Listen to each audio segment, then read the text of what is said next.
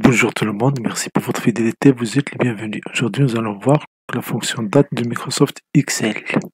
Comment utiliser la fonction date pour ajouter du jour, du mois et des années à une date avec Microsoft Excel. Tout d'abord, merci de vous abonner à cette chaîne, recevoir des vidéos utiles et agréables. Donc ici, nous allons voir comment ajouter, par exemple, 15 jours à une date. Vous avez une date et vous voulez lui ajouter 15 jours par Microsoft Excel. Donc on va utiliser ici la formule. La formule date, il a trois arguments, année, mois et jour. Trois arguments, année, mois et jour.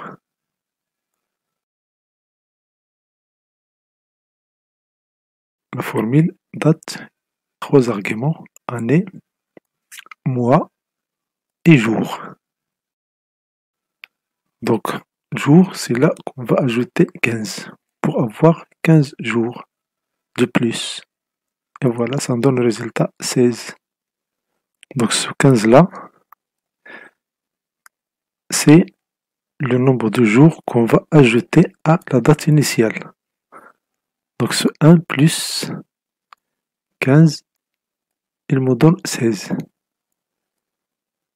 Voilà, pour Excel, il a ajouté le nombre de jours demandé par cette formule-là. 1 plus combien va me donner 16. 1 plus 15.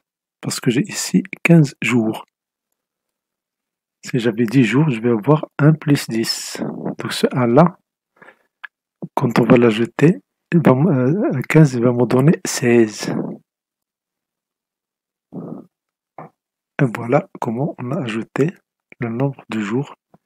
C'est dans l'argument jour. C'est dans l'argument jour. Jour.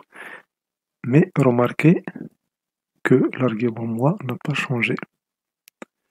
Et l'argument année n'a pas changé. Il est le même. Pourquoi? Parce qu'on a ajouté juste 15 jours à cette date-là. La date de la cellule A1. Et le résultat, il est calculé dans B1. Donc je fais date, année A1, mois, jour plus 15. Maintenant, supposons que je vais ajouter les mois, le nombre de mois. Add months. Dans ce cas-là, j'ai dans la première colonne B, la date initiale, et la colonne C, la date du futur. Autrement dit, la date ultérieure après 6 mois.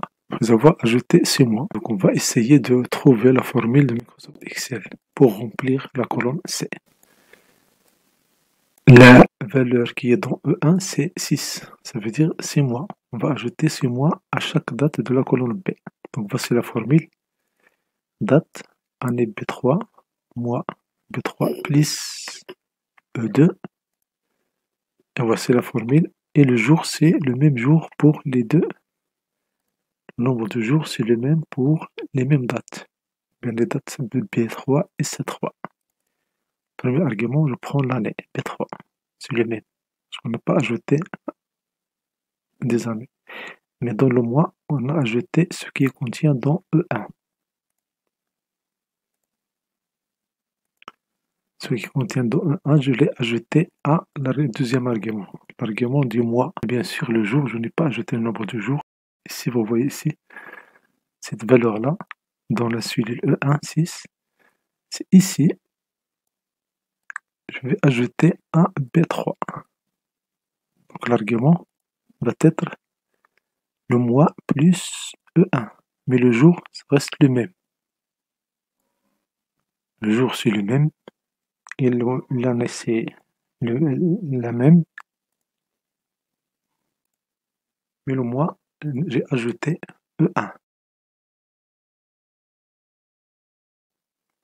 Un autre exemple ici, j'ai le nombre de jours et le nombre de mois et le nombre d'années. Je vais ajouter ça à une date de départ.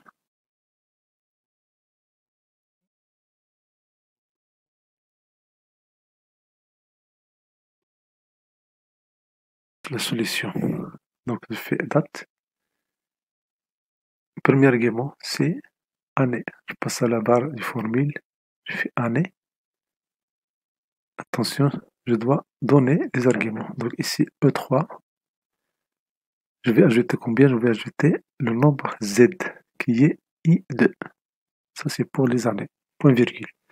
Maintenant, je passe à le mois. Le mois, je prends la suite de départ. Ça veut dire O3.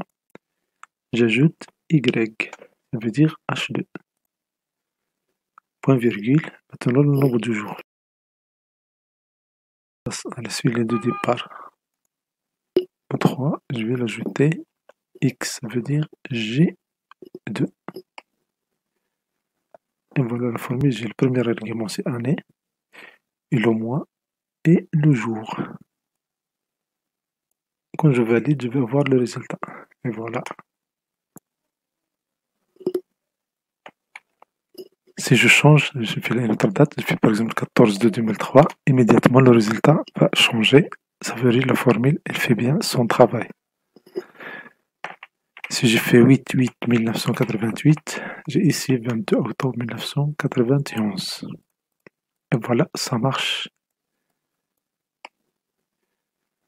Et voilà la formule. Merci pour votre visite. Merci de cliquer sur s'abonner à cette chaîne. L'abonnement est totalement gratuit. Et merci d'activer la cloche pour recevoir les notifications et ne pas rater les vidéos utiles et agréables. Merci beaucoup et au plaisir de vous retrouver dans d'autres vidéos.